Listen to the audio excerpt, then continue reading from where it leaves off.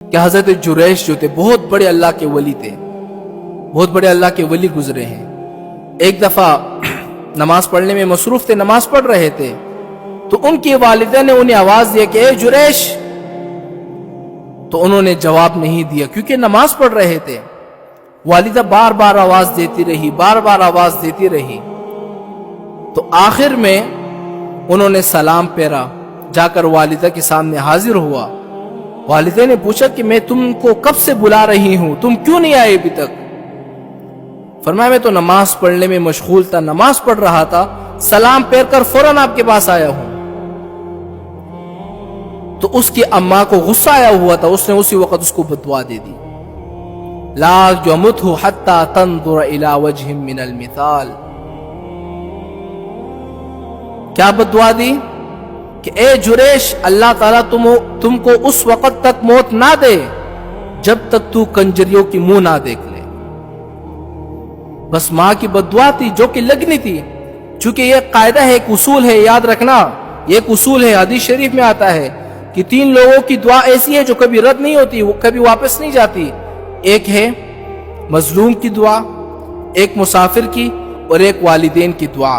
ان کی دعا فوراً قبول ہوتی ہے، ان کی دعا رد نہیں ہوتی۔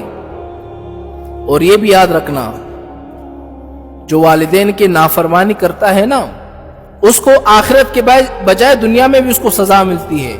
آخرت میں تو اس کو سزا ملے گی، لیکن دنیا میں بھی اس کو سزا ملتی ہے۔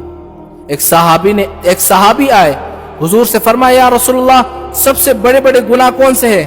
حضور نے فرمایا سب سے پہلا بڑا گناہ جو ہے الاشراک باللہ، اللہ کے ساتھ شریک ٹھہرانا، دوسرا والدین کی نافرمانی کرنا، تیسرا سب سے بڑا گناہ یہ ہے کہ جھوٹی گواہی دینا۔ حضرت جریش جو تھے، میں بھی واقعہ ذکر کر رہا تھا، ایک مرتبہ اپنی عبادت خانے میں بیٹھے ہوئے تھے، عبادت میں مصروف تھے۔ چونکہ والدین کی بددعا یاد رکھنا، والدین نے کیا بددعا دی تھی؟ اللہ تعالیٰ تمہیں اس وقت تک موت نہ دے جب تک تو کنجریوں کی منہ نہ دیکھ لے، یہ بددعا یاد رکھنا والدین نے کی۔ اب وہ عبادت کرنے میں ایک دفعہ مشغول تھے، اپنے عبادت خانے میں بیٹھے ہوئے تھے، تو اس علاقے میں ایک بڑی حسین و جمیل عورت تھی، اور وہ آئے، اس سے دیکھا یہ تو اپنے آپ کو بڑا بزرگ سمجھتا ہے، بڑا اللہ کا ولی سمجھتا ہے، تو میں بھی اس کو گمراہ کروں گی، اس کو اس راستے سے ہٹا دوں گی۔ وہ عورت آئی اس بزرگ کے پاس، اس کی عبادت خانے میں، اور ان سے کہا کہ حضرت میں عبادت کرنا چاہتی ہوں آپ کے عبادت خانے میں۔ اس بزرگ نے بہت منع کیا، لیکن اس عورت کے اصرار کرنے پر اس کو جگہ دے دیا۔ اب اس عورت نے بہت ہیلا بہانہ تلاش کیا کہ میں کسی طرح اس کو گمراہ کروں، کس طرح اس طرح میری نظر پڑ جائے، لیکن بزرگ نے آنکھ اٹھا کر اس عورت کو نہیں دیکھا۔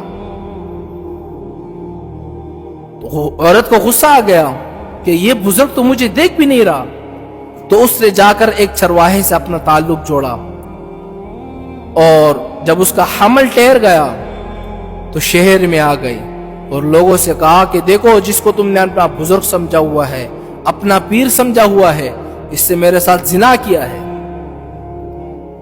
بس لوگوں کا سننا تھا، لوگوں نے مرد آباد کے نعرے لگائے، اس کا خانقاہ توڑ دیا، عبادت خانہ بھی توڑ دیا۔ اب وہ بزرگ رو رو کے کہہ رہے ہیں کہ بھئی میں نے کچھ کیا ہی نہیں ہے،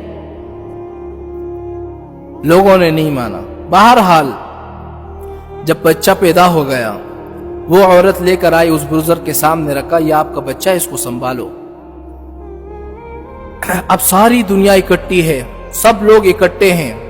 اس بزرگ نے کیا کیا؟ 2 رکعت نماز پڑھی اور اللہ تعالیٰ سے دعا کی کہ اللہ میری عزت کی حفاظت کر لینا،